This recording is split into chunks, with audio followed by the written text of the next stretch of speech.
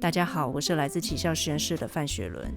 最近买到了本地种植的日本种萝卜，也就是青手大根。这种萝卜甜度高，纤维细，口感像水梨一样清脆。今天就和大家分享2种我很喜欢的料理方式，可以快速且美味的收拾完一整个大萝卜。首先我们来取头与尾端做白酒醋渍。萝卜靠叶子的那一端最为清甜，尾端则比较容易累积含硫的腥味前去物，切开后会产生更明显的辛辣味。你可以像餐厅一样用来磨成萝卜泥，配鱼或其他料理，但不介意的话，用来腌制会有类似芥末的风味，也是非常美味。萝卜的纤维生长方向是顺着根部往下走的，我们切的时候顺着纤维切，吃起来口感会比较清脆之外，也比较不容易断裂。腌制的萝卜我们就全部顺纹切条，建议厚度在1公分左右，不要太厚，会比较不容易腌透。接下来用萝卜重量 1.5 至 2% 的盐，看个人喜好搭配糖来做抓腌，打底味的同时也让萝卜出水变得脆口。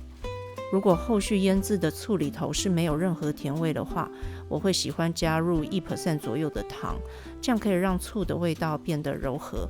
大家可以依照手边的材料试出自己喜爱的比例。我习惯的配方会放在资讯栏位给大家参考。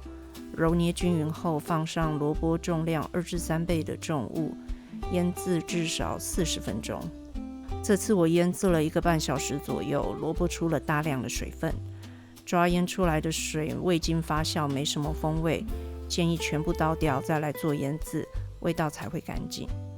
第一种是蜂蜜白酒醋渍，之所以是红色的，是因为已经腌制过一次樱桃萝卜了。腌制液中有樱桃萝卜的花青素，可以把白萝卜染成美丽的粉红色。详细可以参考资讯栏以及之前分享过的樱桃萝卜醋渍的影片。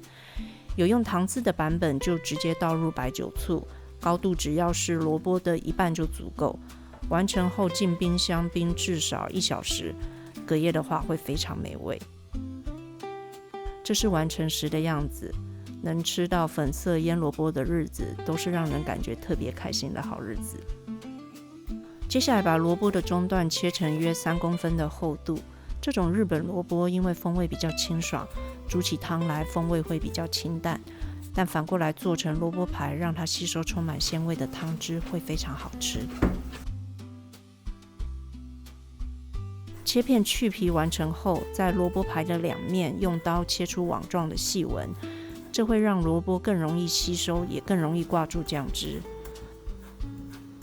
再来用带一点 fine dining 的感觉，在萝卜排的2面均匀撒上少许盐巴，先杀出一些水分，让肉质更加紧实。这步骤强烈建议不要省略。再来把刚才削下来的萝卜皮、1小块昆布，还有我们的萝卜排都冷水下锅，用中小火开煮。煮到快要滚之前，把昆布捞出来，继续煮到萝卜晶莹剔透，筷子可以轻易穿入的状态，就可以捞出来，擦干水分放凉。想要萝卜煎得出焦香的表皮，一定要确实的去除多余的水分。最后压扁几瓣蒜头，切点葱花，我们就可以开锅炼蒜油了。假设你和我一样没那么爱吃蒜的话，可以像这样倾斜锅面，冷锅下压扁的蒜，小火加热到蒜头周围起泡，听得到水分大量释出的声响后，就可以关火，等待泡泡变得微弱。之后再度开火，压一压蒜，让香气释出，就可以让蒜头功成身退了。